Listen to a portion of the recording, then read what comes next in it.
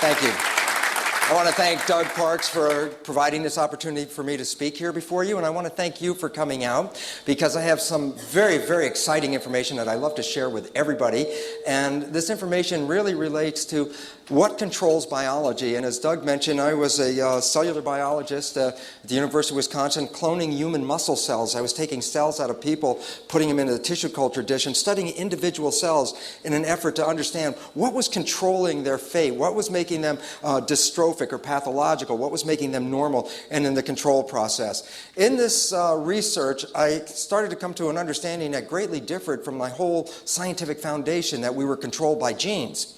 And in the end, the research let me in on the inside that it was the perception of the environment that controlled the cell. Well, at cell levels, perceptions are perceptions, but at human levels, perceptions are beliefs. And it turns out that it's actually our beliefs that select our genes and select our behavior. And the beautiful part about this, as Doug said, is it's life-changing for myself especially. I was one of the genetic kind of people, and now I've transitioned my whole life into this so-called New Age spiritual science of belief. And the wonderful part about this lecture, outside of the fact that I will provide you with a molecular connection of how a belief actually switches on a gene so that there's no like empty boxes, no devotion in this place. This is actually just molecules. I'm going to get that across, I hope. But the beautiful part about this is that in the second part of the presentation, a dear friend and colleague of mine, Rob Williams, is going to provide you with information and tools about how you can rapidly change beliefs. Belief changing is not that hard a process. In fact, it can be done almost in minutes. So there's new science and new tools available. But before I start, let's start off with a truth statement. This is a very simple truth statement. Knowledge is power. The more awareness you have, the more capable you are of surviving and succeeding. Well, this is a truth, but there's another truth as well that goes with this picture, and that is lack of knowledge results in a lack of power. Why is this relevant right now? This question about lack of knowledge is this. Is that we all have been provided with information about our health being involved with our genes. We used to hear the stories, actually we still hear it on a daily newspaper. You might even find an article tonight that talks about the fact that the genes control the aspects of our lives. Well, we also recognize this, that we got the genes from our parents. And when you get genes from your parents and all of a sudden the genes control your life, then you find yourself to be more or less a victim of your heredity. If you find that there's cancer running in your family, then what do you start to get nervous about? My God, I've got genes in here. I'm a ticking time bomb. Something is going to go off and I'm going to end up dead, or some problem is going to happen. Why? Not my responsibility. Came from my parents. Well, the problem with that belief system is it extends to another level. It says if you really can't do anything about your genes because that's what you receive from your parents, then all of a sudden you become irresponsible in the sense of like, well, I can't do anything about it, so why should I even try? And that's when all of a sudden all things go lost. And this is where this lack of power manifests itself, because this belief about genes is totally disempowering to every one of us, because it says you are less powerful than your genes. But what about the reality that this is not a true statement? And the fact is, well, let me explain what I'm talking about here. I'll start off with this. This picture of the DNA, almost everyone has seen this. It's been in school for so many years now. We're all trained with this. We see this on the media every day, that the DNA in your body, the genes in your body provide for the characteristics of your life. So things not just besides your height, your hair color, your eye color, but things like anxiety and obesity and homosexuality and aggression and shyness and happiness are all characteristics that have been attributed to genes. And if this is true, then the belief system, of course, is that when you got these genes at the moment of fertilization, your life was already established, and all the rest of your life is just the unfoldment of the programs that you received from your parents. So the genes, and we're going to talk some science tonight, but it's not going to be that difficult, so bear with me on it, because again, I don't want to leave black boxes in here, empty spaces where you have to have devotion. I'm going to show you the connection. The genes, the DNA molecules, are found in the cell, in the individual cell, in a structure called the nucleus. So almost all people have seen a cell with a nucleus in it. And virtually all the genes are in the nucleus. As it says right here in this paper, which is in a recent issue of Science, this is one of the most prestigious journals in the world today, it says here in the first sentence on this article, which was dealing with the whole issue dedicated to the role of the nucleus, first sentence, the nucleus is the command center of the cell. This is conventional belief, that the nucleus is the command center because in the nucleus are the genes, and the genes control you, so the nucleus represents that source of control for the cell. Well, the command center of the cell would be tantamount to the brain. As I used to teach in medical school to the medical students, the cells, and this is an image of a cell, just a cartoon image of a cell. The cells make us up. We have approximately 50 to 75 trillion cells that make our body. Interesting point I used to teach them is this. There is no new function in your entire human body that's not already present in every cell. Every cell has a respiratory system, a digestive system, an excretory system, an endocrine system, an integumentary system, a nervous system, a reproductive system, an immune system. Basically, what I'm trying to tell you is this, that the cell and the human are structural functional counterparts of each other. Whatever is in the cell is in the human, whatever is in the human is in the cell. So when I talk about the brain of the cell, or the brain of the human, as that element that controls the command center of the human body, when I come over here and just read what we just read off the science journal that said the nucleus is the command center of the cell, this is because all the DNA is in here, then we get the assumption that the nucleus is the brain of the cell, which is what you anticipate if it's the command center. Well, that's an interesting concept for this reason. I'll ask you a simple question, and the question is this. If I take the brain out of any living organism, what is the immediate and necessary consequence of that action? Death. Absolutely, it's going to die. So what happens if I go to the cell and take the nucleus out of the cell? Well, if the nucleus is the brain of the cell, by definition, the cell is going to die. Here's the reality. I remove the brain from any organism and the organism dies. But if I go to the nucleus and remove the nucleus from the cell is totally unaffected by it. A cell can live for 2 or more months with no genes in it at all. And it's not just sitting there. It's doing everything it was doing before we took the nucleus out. It's moving around. It's communicating with other cells. It's eating. It's growing. It's able to eliminate waste and build up its structure. It recognizes toxins and moves away from them. Recognizes food, moves toward that. Basically, what am I telling you? I take all the genes out of the cell and I alter the behavior in no way. Meaning this, by definition, the nucleus cannot be the controlling center of the cell because the cell still has control with no nucleus. Well, wait, I took all the genes out and the cell still has behavior. The bottom line is that the genes do not control biology. This is a mistake. This is an assumption. It was made years and years ago. It was never proven scientifically, but it just seemed so correct that we bought the story. And in fact, the cosmic joke just hit us not very long ago with the outcome of the Human Genome Project. Why was it a joke? And I'll tell you this. If the mechanism worked according to the way it's written in the textbooks, that the genes control biology, then there's the requirement that there has to be at least 120,000 genes to make a human. When the Human Genome Project's results were turned in, it turned out that there were only less than 35,000 genes. Over 90,000 genes are not present, which means this. It's not that the genes are absent.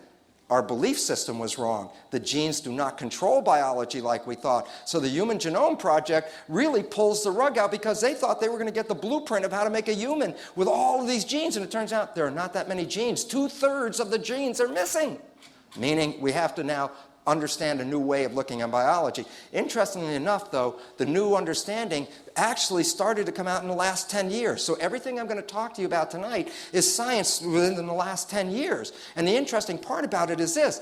It takes at least 10 or 15 years for science to take a fact from its first inception to get it out into the public so that the people can understand it. So anything in a textbook, for example, is at least 10 or 15 years old. So what you're going to hear tonight is the future textbook. You're going to know the science that has just been released in the last 10 years. And I'm going to talk about this amazing structure, the human cell, and how it works. And I also told you that the cell and you have the same functions. Where you have an organ in your body, the cell has organelles that carry out the same function. So that this is a respiratory and digestive system. These are all structures in the cell. And the issue is, what we really want to find out is, where's the brain of the cell?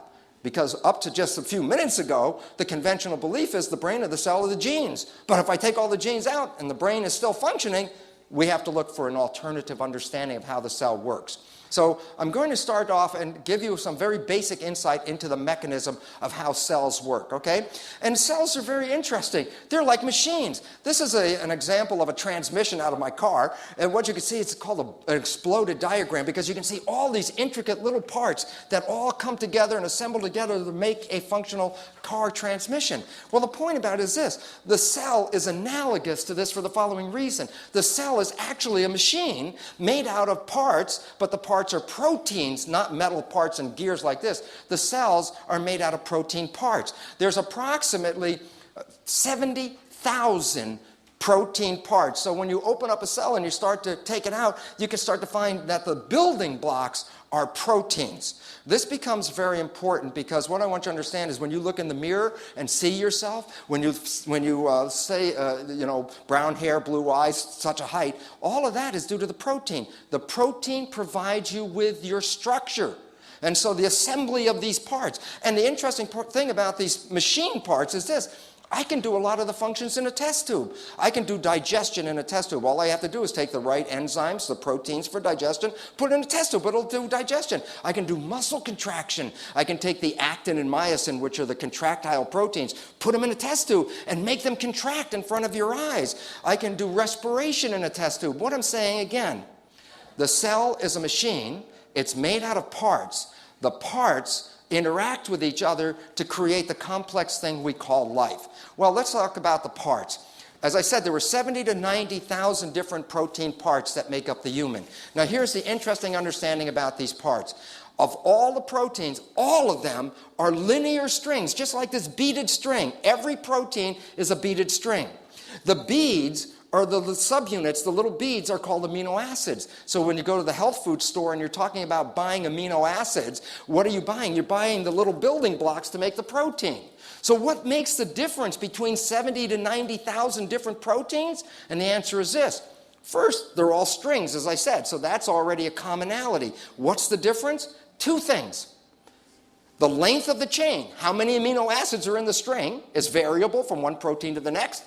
And number two, and most importantly, the sequence of the colors which represent the different amino acids are making the characteristic of the protein. Now, it's hard for you to see how you get structure out of something that looks like a string of beads. So instead of beads, I'm going to use these as representatives of beads. These are little pipe fittings. I have three different, actually, shapes of pipe fittings. A 45-degree angle pipe fitting, a 90-degree angle pipe fitting, and a straight one. So three variations, and consider there are 20 different variations. I'm only showing you three. So here's the point. If I start to assemble these pipe fittings in a sequence, what you can start to see is I am creating a linear chain, but now it's not so flexible and floppy. It actually has a rigid backbone kind of structure to it. So as I start to assemble this, you can see I can create a structure, okay? But here's what I told you. What did I tell you about what was making the difference between the proteins? The sequence and the length of the chain. So look, what if I take this apart and reassemble the sequence of amino acids in a different sequence? You think I'm going to get the same shape? So let's take it apart and we'll take a look at it and see what happens. So the point about it is this. You assemble the amino acids, you put them in a sequence, and the sequence determines what's going to happen. So I take the same amino acids, plug them in now in a sequence, but a different sequence than just we had a second ago. And as I do this, you can see the shape of this protein is not the same as it was the first time. Is that evident? Is that, can you see that? I want everybody to understand it. Why is this important? What's the point? The parts of the proteins have structure due to the sequence of these amino acids, okay? Number two, how can I get 70,000 different parts? And the answer is this. By creating a chain with a different sequence of amino acids for each different protein. So you saw that, right? So now the bottom line is this. I have this particular protein. And if I just made a body out of protein only, and that's all it was, then I would be a statue. Instead of made out of brass or bronze, I'd be a statue made out of organic building blocks called a protein. There's no life. Where does the life come from? That is the most important, exciting question. I made a machine out of protein, but what is life? Life is animation. Life is movement. And so therefore, where's the movement come from? Now I'm going to show you that. And it's simple because this is the ultimate understanding of where life comes from. When I assembled these together, I connected them like poppet beads, but look, they twist. because at the junction, they're not locked, so I can change the shape of this protein. I just made this one. Okay? Now I'm going to show you something. Let me show you two different shapes. And before I do that, I'm going to give you a little piece of information. The yellow ones at the end are going to be negatively charged. Both of them are negative. Why is this important? We'll go back to a very basic principle of science. When two like charges come against each other, what do? They repel each other. And two opposite charges, what do? Attract. So I'm going to show you two different shapes of the same protein by just twisting it. And I'm going to ask you to tell me which is the more stable of the two. Okay? Let's use this as shape 1. Okay? Now I'm going to show you shape 2, and then I want you to tell me which is more stable, shape 1 or shape 2? Shape 2. And the reason why? Because the two negative charges repel each other. They want to get as far away from each other as they can. So does this make sense that this is a stable shape for this protein? Okay, cool. Now, I have this protein in your body, and I said that this was negative at the end. And this is an environmental signal, and I'm going to talk about environmental signals. Signals are either other molecules or atoms or energy. Energy can be signals as well. But in this case, let's say it's a molecule. Let's say it's estrogen, a hormone. And let's just say that it's very positively charged. What's the charge on here? Negative. A negative? Okay, so if this is coming along and this is positive, what happens when two opposite charges come near each other? So all of a sudden you're going to find that there's a binding. This is where the estrogen binds to the protein. Now this is more positive than this negative. So the question is this. What's the charge at this end of the molecule now? Positive. What's the charge at this one? Now the question is very simple. Is this shape of the molecule stable or is this one more stable? Now this is so fundamental. I want you to understand how critical this is. You understood that there was a shape, that if I have this molecule on, let's say I take this molecule off, what's the shape going to do? It's going to open back up like this, right? And then if I put the molecule back on, what's the shape going to do? Close. Well, you just told me there were two shapes that were stable, and the difference is when I add this signal, I go from one shape to the other. Does that make sense? Well, that is where life comes from. Life is movement of the proteins. The proteins move, and when they change shape, they can do jobs. So if I have work, I can have this thing do a job. By opening and closing, that would be its job. So you can say, well, what kind of jobs are just like simple movements? I'll give you a simple one. Let's say I'm a protein, and that this is the signal molecule, and I stand like this, and when the signal molecule hits in my hand, I go like that, and I let go of the signal. What happens if I let go of the signal? What's going to happen? I'm going to go back. And then another signal comes in my hand. Then what am I going to do? Go like this. And you say, well, that's a nice simple movement, but what does that have to do with it? Well, if your house is on fire and you have a bucket brigade and I'm a protein in the middle and somebody hands me the bucket, what am I going to do? Pick it from here and pass it to the other guy. Well, the point about it is very simply this. Proteins provide for my physical structure, but proteins can change shape when a signal binds to that protein. So all of a sudden it says that a static protein could just be sitting here, but the moment the signal shows up, the protein does something.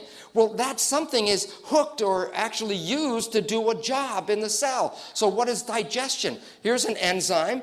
It stands here. Here's the food molecule, and it gets caught in my hand, and I bring it together, and I rip it apart. That's all it is, ripping apart, digestion. So the bottom line is this. You're a machine.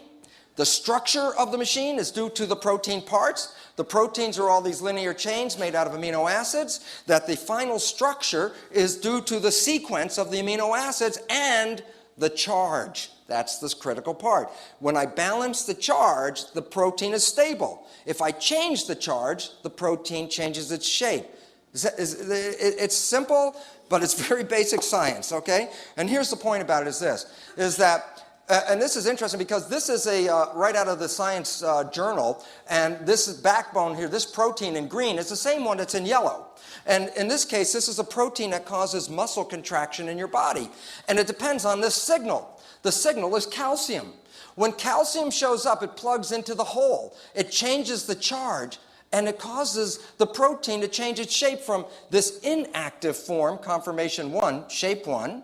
When I add the signal, it goes to shape 2, the active form. If I take the signal away, then the protein goes back to the resting state. So there are two different shapes to the protein, an active and an inactive form, and the activity is now controlled by the signal. So basically it says that proteins provide for your physical structure, but proteins also provide for your behavior. Your behavior is the movement, the actions that you express in your life, and the movement comes from the movement of protein. So basically it says this: your behavior represents the action of a protein that interacts with a signal. And so that the signal activates the protein to move, and the movement generates behavior. Well, why this is important then, it says this: if I have just the protein and no signal, what happens? Nothing. So then action is really by what? Controlling the signal. So here's the point. The brain of the cell is the structure that controls the signals to tell the cell what to do in response to the environment. So we want to understand the brain of the cell because there's a very limited time, and over the weekend when I have 12 hours or so to talk about it, I can expand on it, but in a very brief moment, the brain of the cell is the skin of the cell, the membrane. It's the same as your skin. And you might say to yourself, what do you mean, the skin and the brain, they look like two different things? And the answer is this: in embryology, there are germ layers. There are 3 germ layers that create the ultimate full-size organism. The germ layers are called ectoderm, mesoderm, and endoderm. They're layers of cells. Each layer gives rise to different organs and tissues. Interesting, the outer layer, called the ectoderm, only gives rise to 2 things in the human body: skin and the brain and nervous system. Your brain is derived from your skin. And it makes sense as to why, because I'll show you, the skin is the interface between the environment and the cytoplasm. The skin can read what's going on and then tell the proteins in the cell what to do. I told you I could take the nucleus out of the cell and didn't change the behavior. And the reason why is the nucleus is not the brain of the cell. The nucleus is the gonad of the cell. It's reproduction. If I need a part to make the cell work, then the nucleus is like the Butterick pattern drawer. It's got all the patterns to make 70,000 different parts in your body, but the nucleus doesn't know which one is needed at which time. The nucleus has no intelligence. The nucleus is just the repository for the pattern. So if I take the nucleus out of the cell, I didn't change anything about the cell. The cell will die after a while for the following reason: the proteins that make up the machinery break down and wear out. And if they break down, I got to replace them, otherwise I die. So I need the nucleus not for the intelligence, I only need the nucleus for the blueprint. So there's no brain involved with genes. Genes are not capable of that. How does the cell membrane work? It takes an environmental signal, and it could be anything. It could be sunshine, it could be hot air, it could be sound, it could be anything that's out there, chemicals, smells, taste, anything that's from the environment. The membrane picks that up, and the environmental signal is called the primary signal. And then what happens then is this: the membrane converts the environmental signal into the signal that controls the protein, so that the behavior is mediated by the cell membrane as it responds to the environment. The behavior, if I cut off the environment, the cell has no behavior. Your cell with all the components in it, if I could cut off the environment from the cell, it will just sit there. It has no life. Life is due to how the cell responds to the environment. Your life is how you respond to your environment. As you see the environment, as you walk out of here, those are environmental signals. They actually run your proteins and make you behave. So your behavior is not due to the genes. We didn't even bring DNA in yet. Your behavior is due to how you see the signal, which is called perception, and then convert that signal into selecting the right proteins for your responses. Okay? So now the issue is, how does this membrane work? Well, that's the beautiful part. It's relatively simple. Let me explain it. If we look at some cells growing on a petri dish, and we look at the skin of the cells, it's all bubbly looking, but at a higher magnification, this is what it looks like. At higher magnification, the skin is like a sandwich. It looks like a bread and butter sandwich, and there's this lipid layer right in the middle, and it's the oil that makes the skin a barrier, because the water in the environment can't go through the membrane, and the water inside the cell can't go through the membrane. So under the skin, there's a protected environment of which all the mechanisms can work. To show you the reality of it, this is an electron microscope picture of the actual cell membrane. You see the dark light, dark layer of the cell membrane? it really represents the layer of these molecules that look like this, okay? Dark, light, dark, so that the model and the image of the real picture are very much exactly the same thing. But this membrane isn't functional because I left out the most important part of the membrane. It's the proteins that we were talking about that are capable of responding to the signal and then activating a behavior. So when I look at the surface of the cell, actually, instead of being smooth, there are all these structures like antennas sticking up all over the surface and proteins built into the membrane. And that these proteins read the environment and convert that environmental signal into a behavior. Let me explain how it works. Here's the membrane. Here are two different proteins. I'm going to tell you right now, there are thousands and thousands of proteins in the cell membrane, but I can divide them into two groups.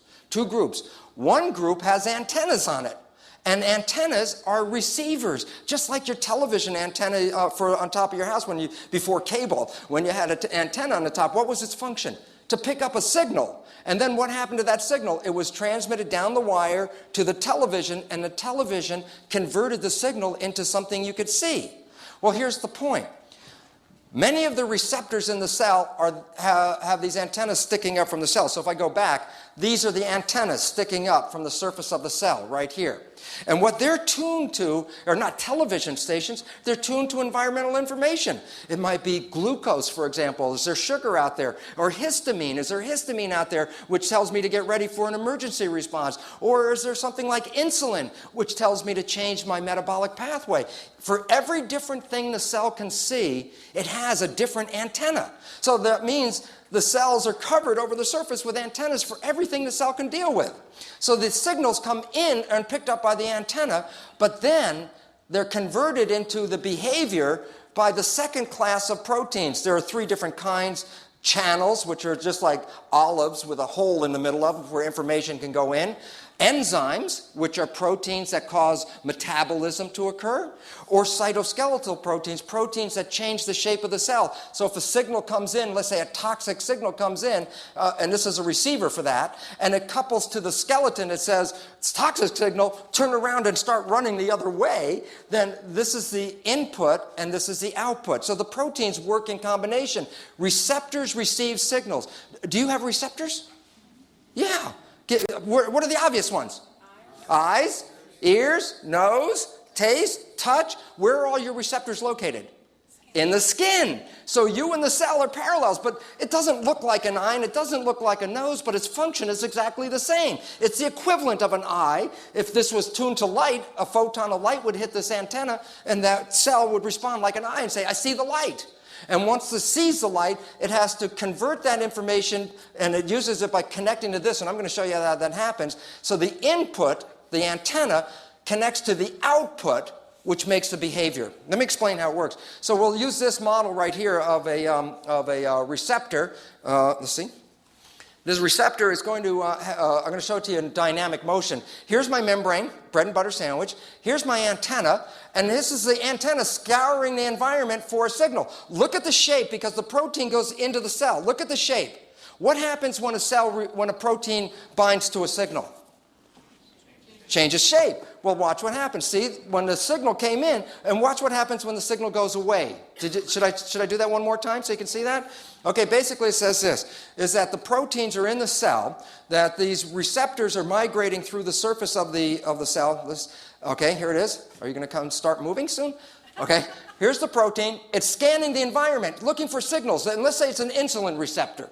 If there's insulin, I would activate the receptor. But look, no activation of the receptor. There's no change in shape. But when the insulin shows up, I change the shape. So if I'm inside the cell, if we were inside the cell and these proteins were hanging down from the ceiling, would you be able to tell if insulin was here or not by the shape of the protein? Yeah. So if you're inside the cell, you can tell what's going on outside. Okay? Now the next thing is this. After I receive a signal, I actually have to send a secondary signal into the cell to activate the behavior of the cell. So in this case, I'm going to use a channel, which is like an olive. And what happens is this. This protein moves around through the membrane. See, it's closed at the top. Nothing can get through. But when it opens, it makes a channel where signal molecules can shoot inside the cell. And the bottom line is this. The only thing that can go through this channel is what fits. If the molecule doesn't fit, it doesn't go through the channel. So basically it says this, in the resting state, the protein is closed. But when activated, the protein opens, and when it opens, it allows signals to go into the cell and coordinate the behavior of the cell. So now that we've looked at that, let's put the two together and then show you what is this mechanism that controls biology. The two together, the input and the output. This is looking for the environmental signal, and this is going to convert that signal into behavior. This is the connector. Look at the shape. Does it fit here, yes or no? Okay, so that means no signal is present. So no behavior. But when the signal shows up, I change the shape. When the shape is changed, then I connect it, open this one up, and see this? This is a signal that tells the cell to do something, and it's going to do whatever is connected to that. So the bottom line is the behavior of the cell is controlled by the input of the environment, and then the conversion of that input into a behavior signal that coordinates the function of the cell to respond to what's going on in the environment. Interesting point. If I cut the antenna off the cell so it cannot see anything, there's no behavior. The cell is totally comatose. It'll sit there, and what does that mean? It says then behavior is related to the signal. If there's no signal, there's no behavior. So it's like reflex, stimulus, response. The signal is the stimulus, and then the cell creates a response. So basically it goes like this. The receptor is the input. It reads the environment. The receptor then connects to the effector, which generates the behavior through a secondary signal. The primary signal, this is the secondary signal that activates the behavior of the cell. So that this unit is controlling a specific aspect of behavior. But there's like thousands of these different kinds of units simultaneously. So this is an example of just a switch. It's a switch. When insulin shows up, switch on metabolism. When histamine shows up, switch on protection. So there's for each different thing that's out in the environment, there's a switch that will activate the behavior of the cell. So basically, did you understand that as a switch, input-output? Well, then look at it this way. The function of the receptor is awareness of the environment, right? It sees. But I have to convert that signal into a biological action. So the function of the output guy, the effector, is to create a physical sensation or response to that signal. Is that understandable so far? Why is this important? Go back and ask, the first step is this. What does this do? What does it do? It controls a typical behavior in response to the signal. Well, what is this called? Well, it represents awareness of the environment through physical sensation. So what is this control unit actually called? Perception. Perception, awareness of the environment through physical sensation. So if I go back a second, I say, what is the function of this? And the answer is this. It's perception. It sees the environment and activates a behavior. There's no DNA involved. There's no genes involved. All we're talking about is stimulus response. Stimulus comes in the receptor, response made by the effector. Okay? So the point about it is this simple first conclusion. It's very basic. Behavior, which is movement, this is behavior. Movement of protein is controlled by the signal, but via perception. So the bottom line is this. Perception controls behavior. If there is no perception, there's no behavior. And all of a sudden it's like, oh, well, that's number one. We didn't have genes involved yet. So let's just see how this actually works. So basically, here are proteins in the cell. Let's say that these proteins carry out a specific function, respiration or digestion. We call it a pathway. So let's say it's a muscle contraction. That these proteins, when activated, what activates the protein? The signal activates the protein. So what we're going to do is convert an environmental signal using the receptor and the effector. And this time I'm using an enzyme. Okay? And what I'm going to show you is how the mechanism from the environment, the signal, well, here's my connector one. Remember the green guy? But now the signal comes, and when the signal from the environment binds to the receptor, it changes the shape or conformation of the receptor, which implies that the signal is there. So the protein informs the cell that something has happened. Now that that shape has changed, this processor protein, the green one, can bind to the shape because it wasn't able to bind before. It wasn't the right shape. It's like dominoes, one hitting the next. Now that the processor protein is bound to the receptor, it changes its shape and will conform to fit the enzyme. So one domino hits the next, hits the next. now that this is connected, I activate the enzyme, and the enzyme is going to create a signal. Now here's the connection between my muscle of the proteins and the receptor. This is the secondary signal. Remember, primary signal and secondary signal. Well, at first it's bound and covered up and inhibited because if there's no signal, I don't want it to do anything. But when the signal shows up, then I take the enzyme, split it, and the active component, now this is the active signal, can bind to the protein. And now I can activate this protein. And this is the behavior that's going to be expressed by the cell. And the question, of course, is, well, what really activated this protein? What was the original source? The answer is the primary signal at the environment was then relayed by the secondary signal to activate the behavior of the cell. So without all the labels, if we just quickly look at it, let's just go right through it real fast. And the point about it is this. Let's see. That here's the environmental signal. Here's the receptor, the effector. That's the perception unit. Perception is now being started because it saw the environment, changed the shape, activates the enzyme. The enzyme is activated, breaks that molecule, the signal molecule. The signal molecule comes down, binds to the protein, and generates behavior. The bottom line was this. The behavior of the cell is not programmed. The behavior of the cell is continuously adjusting to whatever the signals are in the environment. So now I got another question to ask you. What happens if that environmental signal shows up, but I don't have the proteins necessary in the cell right now for that event? So when it shows up, it says, oh, I can't make a response. I don't have the behavioral proteins. Where do we get the behavioral proteins? Now we bring the DNA back in. What's the role of the DNA? The DNA double helix actually is a blueprint of the protein. If I separate the helix into two separate strands, and you look at these are called bases, these are the steps of the double helix right here. The color sequence in the DNA codes for the sequence of the amino acids. So for every 3 bases, I can tell you which is the next amino acid. So the point is this, the plan of how to make a protein, a specific protein, is built into this DNA. So that every 3 bases say, oh, put in tryptamine, okay, put in proline, next one put in alanine, whatever it is. So the sequence, the DNA is a blueprint for the protein. Okay? That's all it is. It doesn't have any action except when I need it. So how do I activate the gene? Well, you heard of cancer genes? And you say, what is that, a gene that gives you cancer? And the answer is, here's a simple truth. Genes do not self-activate. That's biochemically a truth, meaning a gene cannot turn itself on and a gene cannot turn itself off. If you want a gene to be active, it's not up to the gene. So the concept that there's a cancer gene is a false concept, meaning this. If the gene really caused cancer and you were in possession of that gene, when would you express the cancer? You would express it by the time you were born, because as soon as the cells started to divide, the cancer gene would say, okay, time to make cancer. So how can you have so-called cancer gene for 30 or 40 years sitting in your body and you don't have cancer, and then you get cancer?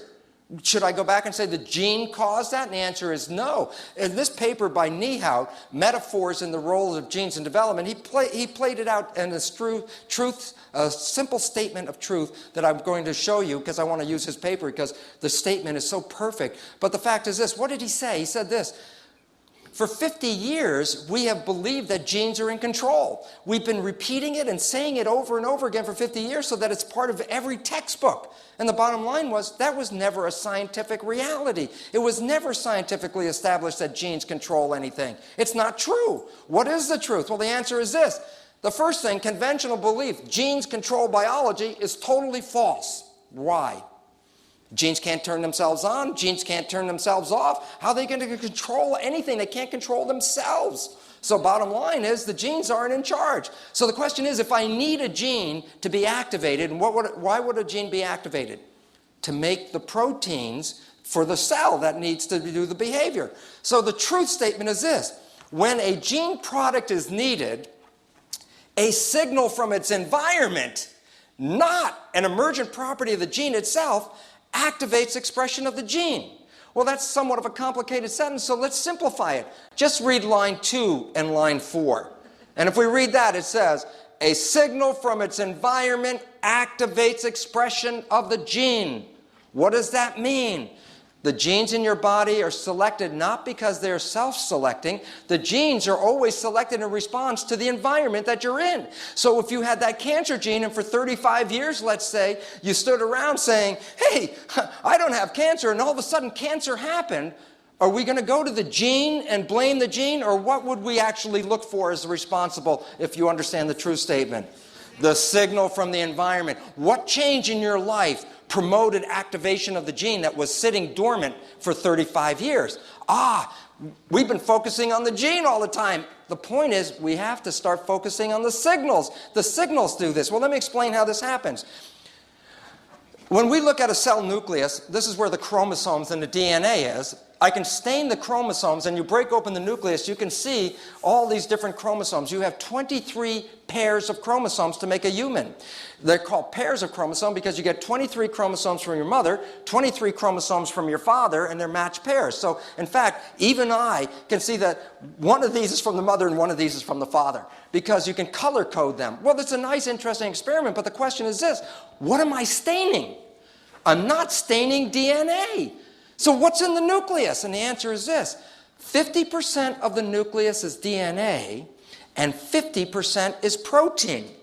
And the reason why we have a problem here is this: for 50 years, everyone was so focusing on the genes that when they wanted to study the DNA, what did they do? They'd go find a nucleus from the cell, they'd break it open, expose all the chromosomes, and you know what they do? Separate the protein from the DNA and then throw away the protein. And for 50 years, they've thrown away the protein in their focus on studying DNA. And now, all of a sudden, in the last few years, the question is, hey, what have we been throwing away? And the answer is the control. For 50 years, they've thrown the control away, what controls the genes, and studied pure DNA. There is no such thing as pure DNA in any organism. The DNA is always associated with a protein. So what's the function of the protein? Look how simple this is. The protein forms a sleeve around the DNA. So let me give you an example of what I mean by that. Imagine my bare arm is a gene. Let's say it's the gene for blue eyes. And I say, okay, can you read the gene for blue eyes, yes or no? Yes. Okay, but all of a sudden, well, what does the DNA look like when I put it back in the nucleus? Put the sleeve of protein on it. Can you read the gene for blue eyes, yes or no? If you want to read the gene for blue eyes, what do you have to do? Take the sleeve off. Well, the sleeve is protein. How does a sleeve come off? Here's the protein, and it's locked onto my arm. If you can remember back about 15 minutes ago, what is it that will cause the change in the shape of the protein? So when I add the signal from the environment, all of a sudden, then what happens is this: the protein changes shape, pulls away from the DNA. Now I can read the gene, and when the signal is removed, the protein will come back and cover up the sleeve again. So the bottom line was this: the gene was just sitting there all the time. It's whether the proteins are present or absent. So if I look at it this way, then we understand this. I said you were made out of protein. The understanding is that DNA is the blueprint for the protein. In conventional textbooks, because they've thrown away the protein for 50 years, they don't talk about this. Conventional talks about the DNA goes to the RNA, which is like a Xerox copy of the DNA, and the RNA is then turned into the protein. And then they talk about the primacy of DNA. That's what's in all the textbooks. You are a result of your DNA. But they've thrown away the protein. So when we put it back in, it says, the protein covers up the DNA. The protein is a sleeve. But to take the sleeve off, you actually have to have the environmental signal. So remember what Niehaut's quote was? A signal from the environment activates the expression of the DNA. So the bottom line right here is this: the environmental signal comes in and changes the shape of the regulatory protein, which removes the sleeve, exposes the DNA, and then I can make my proteins. So rather than the primacy of DNA, which is conventional thought, it's actually the primacy of the environment. It's the environment that selects your genes, not the genes themselves. So if I wanted to illustrate it, let's go back to our picture of how the cell worked. What I showed you was this. The signal from the environment activated the receptor, which activated the effector, and the effector activated the secondary signal to go down to the protein. Remember that picture just a minute ago? Well, here's the point. In this illustration, the protein's not there. And if I need the protein because the environmental signal, I have to respond to the signal, and the protein's not there, what would I need to do if the protein's not present in the cell? Go to the nucleus and activate the gene for the making of the protein, right? So let's watch the behavior of this as it happens. So basically what's going to happen is this. The environmental signal joins to the receptor, activates this whole process so that I activate this, but look, the signal goes down, the proteins are missing. If the proteins are missing, I need the proteins to make the proper response, but they're not there. So what I have to do then is take this signal and go into the nucleus of the cell where the DNA is. But the DNA is covered up by a sleeve of protein. And at periodic points, at every gene, there's a control protein called a regulatory protein. And you know what happens? The signal from the environment binds to the right gene by the shape. It doesn't bind to this one, wrong shape. Binds to this one. Now what happens when a signal binds to a protein? Changes the shape of the protein. And watch what happens. As soon as I change the shape of the protein, I cause the sleeve to come off the DNA. And when that happens, look what I'm exposing. The gene is now exposed. And what am I going to do with this? Well, I need to make a copy of the gene called RNA, which then goes into the cell where it's turned into the protein. So the bottom line is, then I take the RNA molecule, make a copy of this DNA molecule, and then this is a blueprint of the gene. And this is called RNA, messenger RNA, and this blueprint is actually used to make the protein. So what's the understanding about this whole process? It says this, the gene is not exposed until the signal calls it into play. When the signal is gone, the sleeve covers it up and the gene is now hidden. If this is a cancer gene, and it's not giving you cancer because it's not exposed, what will cause the cancer gene to express itself? The signal. So all of a sudden it says, then what signals from your environment are you perceiving that you are selecting negative genes or processes in your body? And all of a sudden we start to say, so let's do the same thing now without all the labels, real fast. The secondary signal goes down, the protein's missing. The secondary signal goes into the nucleus, finds the right gene by binding to the right regulatory protein, causing the regulatory protein sleeve to come off, exposing the gene. And once the gene's exposed, I make a copy of it called RNA, and this is what goes out into the cell and is used for the function and behavior of the cell. So what is the conclusion of all of this? And the answer is simply this. Perception controls genes. Understand? The genes did not control themselves. The perception was the signal that converted the sleeve of the DNA to come off. So the bottom line is, perception not only controls behavior, but perception will actually go in and select which genes you're going to express. Now here comes the third part. The first part, perception controlled behavior because the protein was there. The second part, the signal shows up and the protein's not there, so the perception signal goes to the genes and activates the appropriate gene. Here's the third part. What happens if I run into a stressful environment and I don't have the appropriate genes to respond to that stress? Well, then you just have to say, well, the only way you're going to manage is to change the genes. Well, in conventional biology, the only way the genes change is a process called random mutation. This is in all the textbooks. What does it mean? It says this. I can chemically cause a mutation to occur, but what I can't control is the outcome. The outcome is always random. So the bottom line is that's where Darwinian belief comes in, that evolution was random changes in the genes, that genes are only changing by accident. That's conventional belief. Except 1988, this paper comes out in Nature by a man called John Cairns. And it changes the entire foundation of biology that we've ever held for the following reason.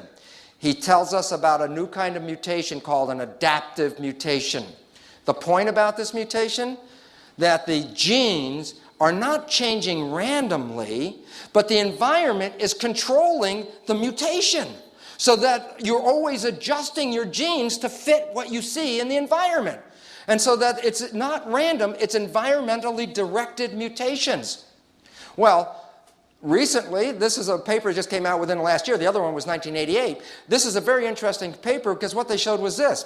You can take a population of bacteria, put it into 5 test tubes, and put the same but very stressful environment into each of the test tubes, causing the bacteria to change their genes to survive. Here's the point. In each of the 5 test tubes, the result was exactly the same. Well, then all of a sudden it says, where's the random nature of that process? And the answer is not random. Evolutionary changes are always adapting to the environment. These miniature adaptive radiations unfold in the same way every time, governed by the available environmental niches. Here's the point. We adjust our genes to fit the environment that we think we live in. And I say we think we live in because perception may be right and perception may be wrong. And therefore, perception is belief.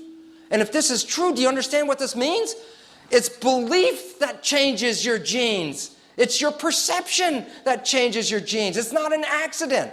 And so this chart out of Science, which is about Cairns' work about genetic changing, I marked this one with an asterisk because when this article came out, this box was called Genes of DNA Metabolism. There's now a new name for that. They're called genetic engineering genes. What this means is this. We have now found out that in every one of your cells, you have genes whose function it is to rewrite the other genes when necessary. So you are all equipped with an ability to adapt and change your genes as you respond to the environment. So all of a sudden it says this.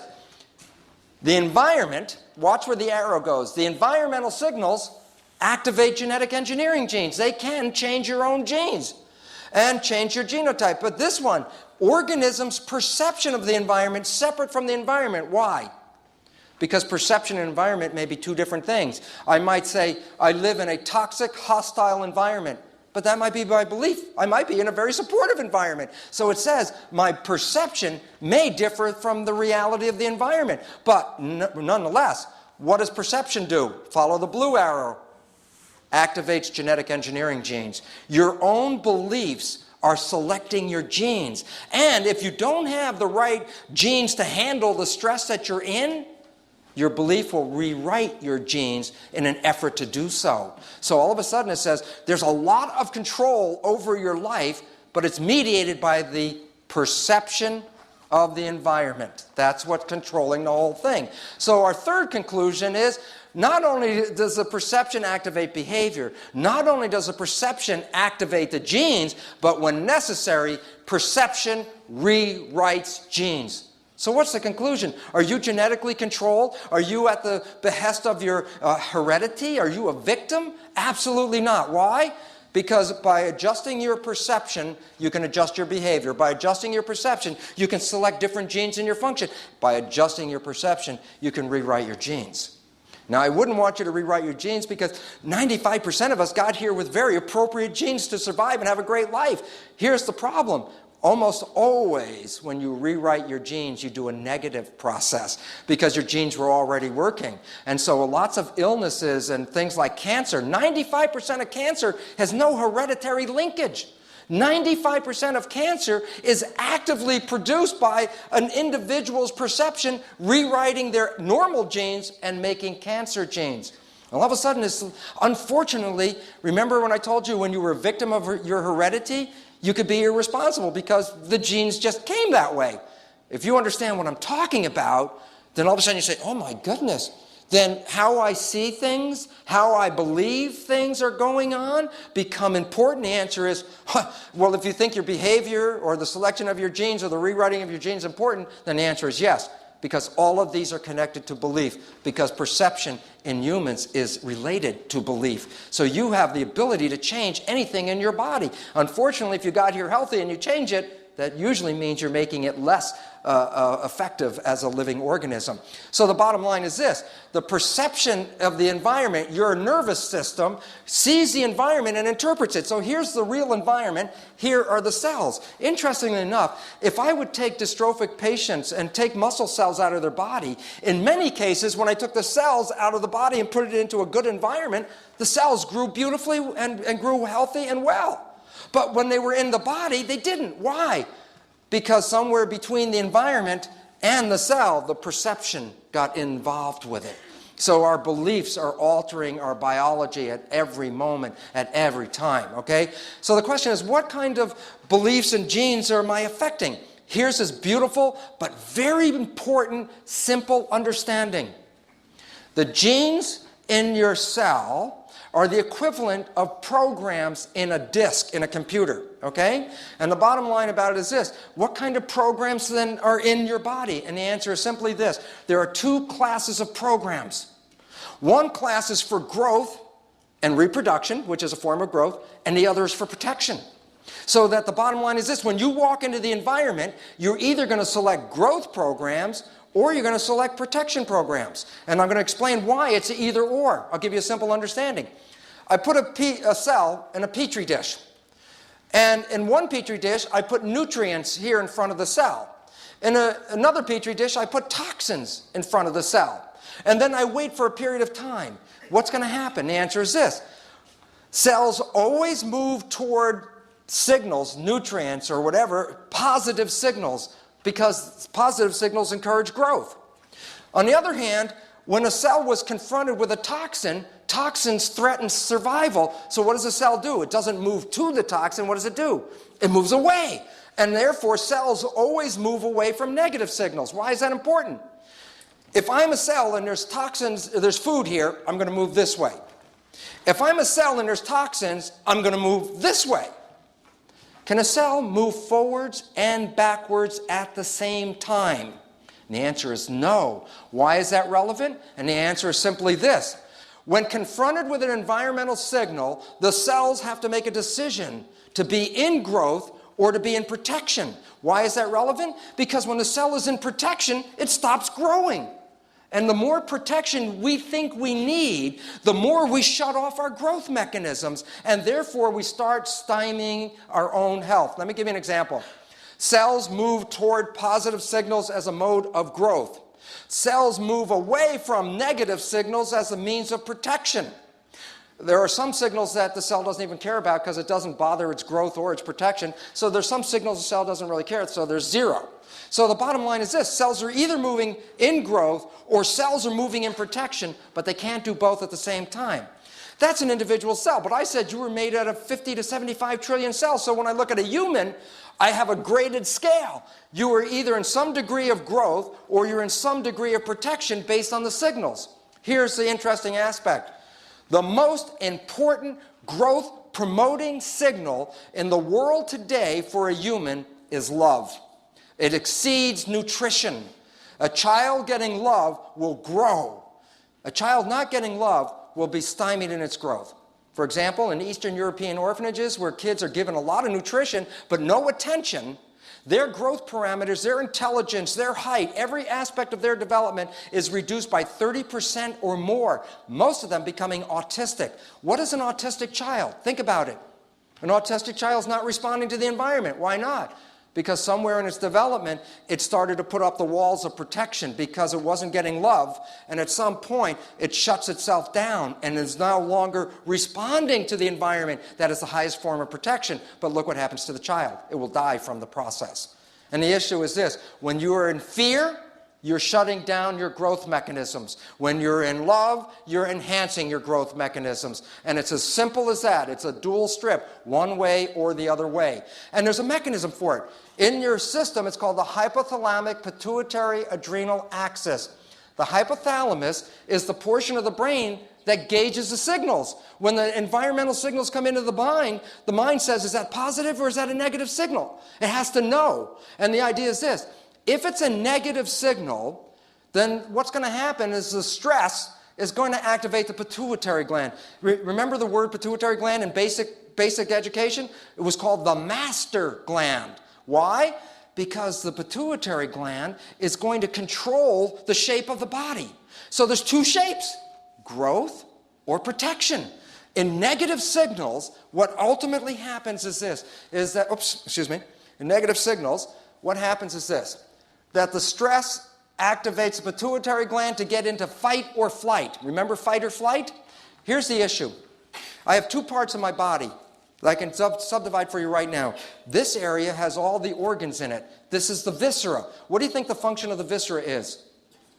Growth. This is the muscles and the bones, support. What else is it for? Protection. So here's the point. When I get into fight or flight, am I going to use my viscera or am I going to use my muscles to survive? The muscles. So here's what happens. The hormones released by the adrenal glands cause the blood vessels in the viscera to squeeze and push the blood to the periphery where the muscles are so I can feed my muscles and get ready to run. And the issue about that is, what was the function of the viscera? Growth. But if I take the blood and send the blood from the viscera to the muscles, what happens to growth? It stops. Under stress, you shut down your growth mechanism. Also, your immune system is a protection system, but the immune system doesn't protect you from lions. What does it protect you from? Bacteria and viruses, things that get under your skin. So the adrenal system is for protection against things in the environment that threaten you. The immune system is to protect you from things that get under your skin. So here's the point. If you're running away from a lion and you're in fight and flight, do you think you need the immune system? No. And in fact, because the immune system uses so much body energy, here's what happens. When the adrenal hormones get higher, it shuts off the immune system. As you get under stress, not only are you stopping your growth, but you're now shutting off your immune system. You find that at work or at school, when school comes to the end of the semester and everybody's under stress, that's when everybody starts getting sick. And the reason why is stress shuts off the immune system. It's so effective that medical doctors use the stress hormones to inhibit the immune system in people that they graft tissues and organs into. Why? I don't want them to reject the graft, so how do I stop them? Well, I want to shut off the immune system. I give them stress hormones. Well, if you're under stress, what are you doing to your own biology? You're opening yourself up for things to then come and attack you. And the last interesting aspect about it is simply this. When you're in fight or flight, are you going to use reflex behavior or are you going to use thinking and logic behavior to get out of the mess? Okay, why that's important? Because the hormones, remember I told you the hormones squeeze the blood vessels in the viscera and force the blood to the periphery? Well, the same hormones squeeze the blood vessels in the forebrain and push the blood to the hindbrain where reflex behavior comes from. Here's the point. Under stress, you are less intelligent. And you ought to know that if you've ever taken any school classes and you took that exam and you said, well, I know all the answers, right? And you sit down and you start doing the exam and you come to question number 7 and you go, I don't know this one. And guess what? You can feel your body tingling. Why? Well, the first thing is you're getting blood in your arms and legs ready to run out of the classroom, save your life. But then as you're doing this, you're realizing, I can't think of the answer. I can't think of the answer. So you say, okay, let me go to the next question. And that one's a simple one. You know what? You don't know the answer to that one. And the reason why? When you get under stress, you get ready for reflex behavior. Your conscious intelligence is reduced. So what does this mean in the world that we live in? Every time you turn on the news, every time you watch the TV, every time you listen to the radio, be afraid, be afraid, be afraid of this, be afraid of that. The air is bad, flesh-eating bacteria are coming. So the bottom line is this. What do you think about your normal adrenaline levels in the population? They're so high, we're all under stress. People are getting sicker by the day, and we're getting less intelligent. So in conclusion, let me wrap it up and show you this. Here's the point. The body is like a camera for the following reason. Whatever the environmental signal is, it's picked up by the lens. So the camera sees something, the lens picks it up and translates it into the film where you make a complementary copy, so that the camera always makes a complement of what is found in the environment. Well, the truth is, in biology, it's the same thing. The cell is like a camera. Whatever is in the environment, the membrane is like a lens. It picks up the image and sends that image to the nucleus where the database is. And that's where the stored images are. And the interesting aspect about it is this. The cell will make a physical structure to complement the environment. So that's, if you're a diagnostician and you're looking at somebody's health, their physical expression is a reflection of the environment that they're in because they're making that mimic. So the bottom line is this, when you open your eyes, is this the image you see? The reason why, if you open your eyes and live in this stressful situation, what are you going to do to your physiology? Adrenaline, fight or flight, shut down growth, shut down the immune system, and be less intelligent. But you could easily look at the world and see a much better, healthier picture. For example, Maxfield Parrish's ecstasy. When you see this picture, so the question is, I could see this world and see this, and what do you think I'm going to be in, growth or protection? Growth. So the bottom line is how I see it is adjusting who I am. Well, the interesting part about that is as follows. The perception interfaces between the environment and your biology. But your perception is belief. And therefore, beliefs act as a filter between the real environment and your biology. So your belief filters interfere if they're not accurate. If your beliefs are off, you're going to select genes that are inappropriate for the environment. So again, what keeps you in balance? Keeping your perception clear. So the bottom line is this.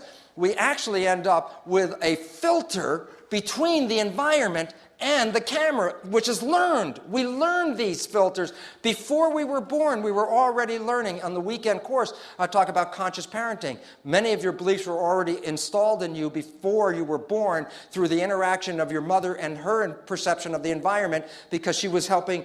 Mothers and fathers are actually are genetic engineers. They are selecting genes in their offspring as they develop, so the offspring fits the environment that the parents live in. Interesting point. Well, the question is this. We have filters. So, you've got envelopes that you came with. There's a red and green filter. Let's call these belief filters.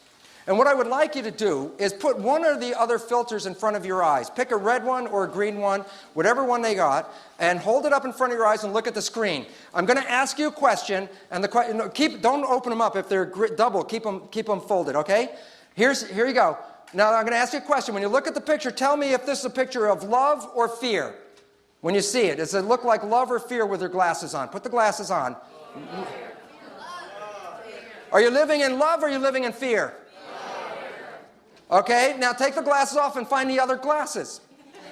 Okay, you got a different set of glasses now? Okay, put those up. You ready?